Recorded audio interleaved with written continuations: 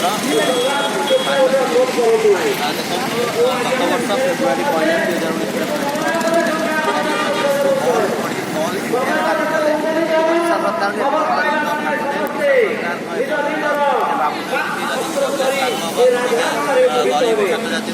ଚାକିରି ପାଇଲେ ସେମାନେ ବୋଧହୁଏ ସରକାର ବିରୋଧ ଯାଇପାରନ୍ତି କି କ'ଣ ଭାବୁଛନ୍ତି ବୋଧହୁଏ ସେଇଟା ଆମେ ବୁଝିପାରୁନୁ। ତାର ଯେକୌଣସି କାରଣ ଏପର୍ଯ୍ୟନ୍ତ ଓଡ଼ିଶାରେ ତାକୁ ଲାଗୁ କରୁନାହାନ୍ତି, ଯାହାଫଳରେ କି ବର୍ତ୍ତମାନ ଓଡ଼ିଶାରେ ଆମେ ଆମ ଭଳିଆ କିଛି ଛାତ୍ର ଆମେ ସଫର ହେଉଛୁ, ଯେଉଁଟାକି ଆମେ ୟୁନିଭର୍ସିଟି ଆଡ଼ମିସନ୍ କଲେଜ ଆଡ଼ମିସନ୍ ଆରମ୍ଭ କରି ଡିଫରେଣ୍ଟ କ୍ଷେତ୍ରରେ ଆମେ ଆଡ଼ମିସନ୍ ବଞ୍ଚିତ ହେଉଛୁ ଏବଂ ସ୍କଲାରସିପ୍ରୁ ଆରମ୍ଭ କରି ଡିଫରେଣ୍ଟ ବହୁତ ପ୍ରକାର ଯେଉଁ ଛାତ୍ରମାନେ ସୁବିଧା ପାଇପାରିବେ, ଗରିବ ଆର୍ଥିକ ବର୍ଗର ଯେଉଁମାନେ ସେମାନେ ସୁବିଧା ପାଇପାରିବେ ସେମାନେ ବଞ୍ଚିତ ହେଉଛନ୍ତି। ତେଣୁ ଏଇଟାକୁ ଆମେ ଧାରଣା ଦେବାର କାରଣ ଯେ ଏଇଟାକୁ ଅତି ଶୀଘ୍ର ଓଡ଼ିଶାରେ ଲାଗୁ କରାଯାଉ। ଯଦି ଏହାକୁ ଲାଗୁ ନ କରିବେ ତାହେଲେ ଆଗାମୀ ଦିନରେ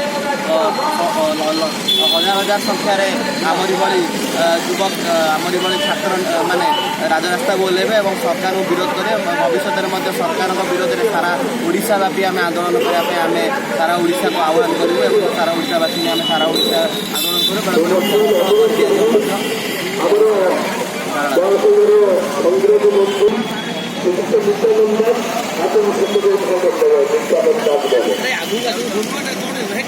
ବେଳେବେଳେ